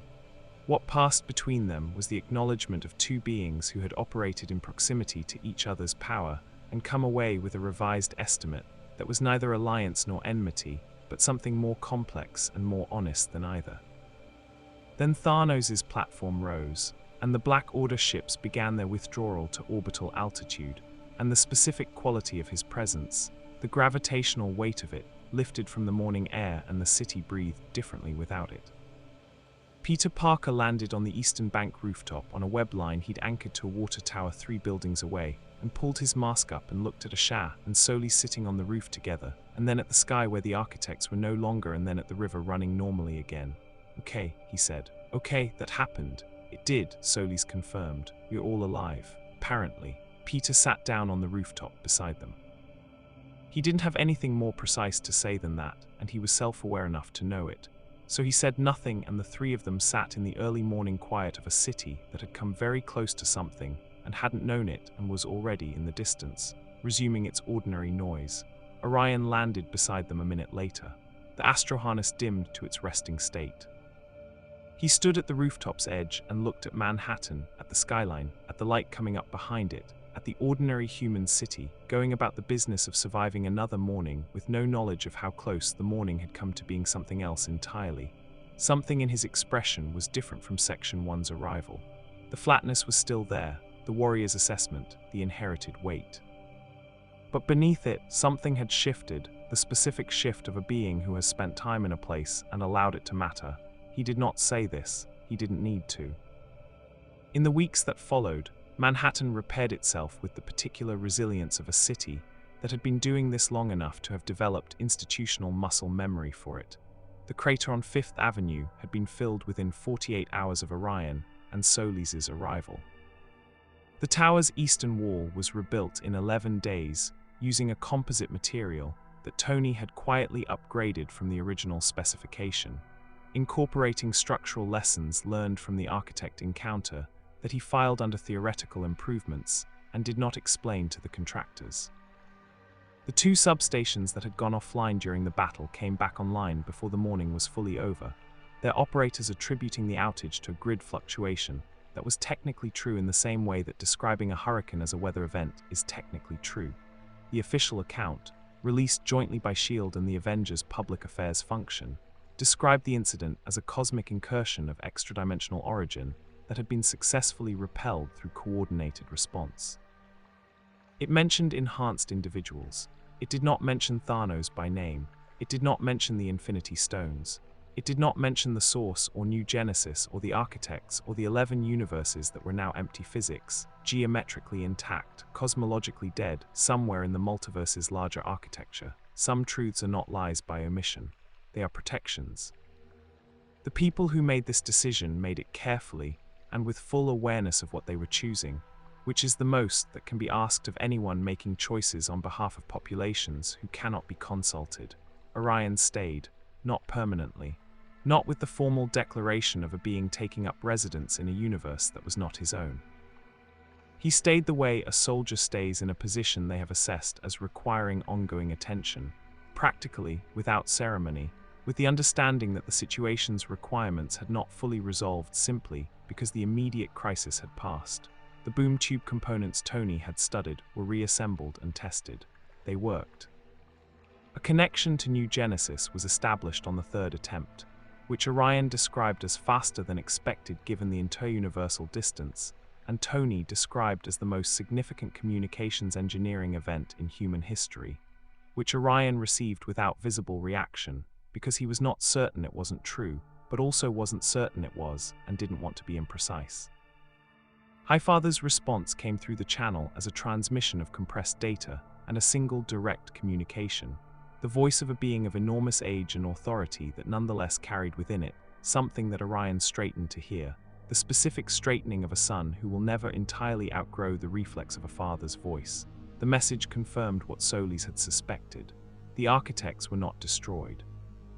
The 3 that had entered this universe were repelled or dismantled, but the phenomenon itself, the consumption of universes at the membrane level, was ongoing. There were more. The event above the Hudson was not an ending. It was a first contact with a problem of very large scale. Highfather's instruction was characteristically spare: assess, report, and exercise judgment. Which was, Orion reflected, either complete trust or complete delegation, and with Highfather the distinction had always been difficult to parse. Solis interpreted it as both. He had, by the third week, become a presence in the city in a way that Orion had not and did not particularly attempt to. Where Orion's integration into the Avengers' operational structure was functional and professional, a warrior recognizing a team of warriors and establishing working protocols with them, Solis's integration was something warmer and less structured. He appeared in places. He helped with things. He extinguished a warehouse fire in Brooklyn on a Tuesday evening without being asked, having simply been passing at photonic velocity and noticed the problem. He sat in on 3 of Bruce Banner's research sessions on New God Neurology, with what Bruce described as the most constructive and engaged research collaboration he had experienced in years. He also spent a considerable amount of time on rooftops with Peter Parker. This had begun practically. Peter's elevated positioning made him a useful information relay during crisis events, and had become something else through the accumulation of evenings and conversations that neither of them categorized formally, because formal categorization would have made them self-conscious about something that was working. They talked about cities, about the specific texture of caring about a place and the people in it, about what it cost and why you paid it anyway. Solis told Peter about New Genesis, not the political and military architecture that he had outlined in conference rooms, but the texture of it, the quality of light there, the way the people moved, the particular kind of hope that a world built on the rejection of its darker twin develops, which is not naive hope but earned hope that has looked at apocalypse across the orbital distance between them every day and chosen itself anyway. Peter listened the way he listened to everything that mattered completely, without performing comprehension, just actually receiving what was being said. "You miss it," Peter said one evening. "Yes," Solis said without deflection, "but you're not leaving yet." Solis looked at the city spread below them, its 10,000 lights, its permanent noise, its extraordinary ordinary persistence. "There is still work here," Peter nodded. He understood work that kept you somewhere. He understood it specifically and personally and in the bones. Asha Reeves was offered 3 separate institutional affiliations in the month following the Architect Encounter, SHIELD, the Xavier Institute, and a Stark Industries research position that Tony described as fully funded and no strings attached, which Asha correctly identified as having several strings that Tony considered too obvious to mention. She declined all 3. She continued to live in Harlem. She continued to consult remotely. The source fragment in her cellular structure ran at its new equilibrium, settled, purposeful, no longer waiting for something but no longer quite the same as it had been before it had done what it was made to do. She checked in with Solis twice a week and with Orion once, which was the correct frequency for each relationship, and which had established itself without negotiation because the right frequency usually does. She had also, quietly and without announcement, begun teaching. Not in an institution, in a community center 4 blocks from her apartment, to a rotating group of young people in the neighborhood who had encountered her in the ordinary way of neighbors encountering neighbors and had eventually, through the slow accumulation of small evidences, understood something of what she was. She taught them nothing about power. She taught them physics, the actual physics, the fundamental constants and what they meant, and why the universe's basic architecture was a form of information that anyone who lived in it had a right to understand. She thought Orion would approve of this. She hadn't asked him. She suspected she was right. The Avengers adjusted.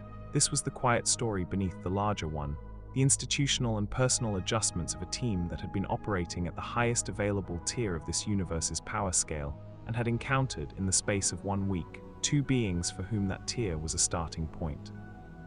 It produced, in the various individuals differently, combinations of humility and inspiration that manifested as better training protocols and more ambitious research programs, and the specific recalibration of what it meant to be powerful that happens when the definition of the word expands. Thor was least affected by this. He was, of all of them, most accustomed to the existence of gods in the plural, and to the specific experience of encountering a peer. He and Orion had sparred twice in the tower's lower levels, and the results of each session had been mutually educational, and had left structural damage that Tony invoiced to the Asgardian embassy, which was not a real institution, but which Thor treated as sufficiently real to accept the invoice. Steve Rogers asked Orion one question, privately, at the end of the 3rd week. They were in the tower's observation level, the city spread below them in the early evening, and Rogers asked it with the directness that was his primary social method. "Is it getting easier, being here away from home?" Orion was quiet for a long time. He looked at the city, he looked at the horizon. I'm not certain, he said finally, that this is away from home in the way you mean. I am a new god. New gods exist at the intersection of fundamental forces. This universe has the same fundamental forces as mine, expressed differently, weighted differently, but structurally equivalent.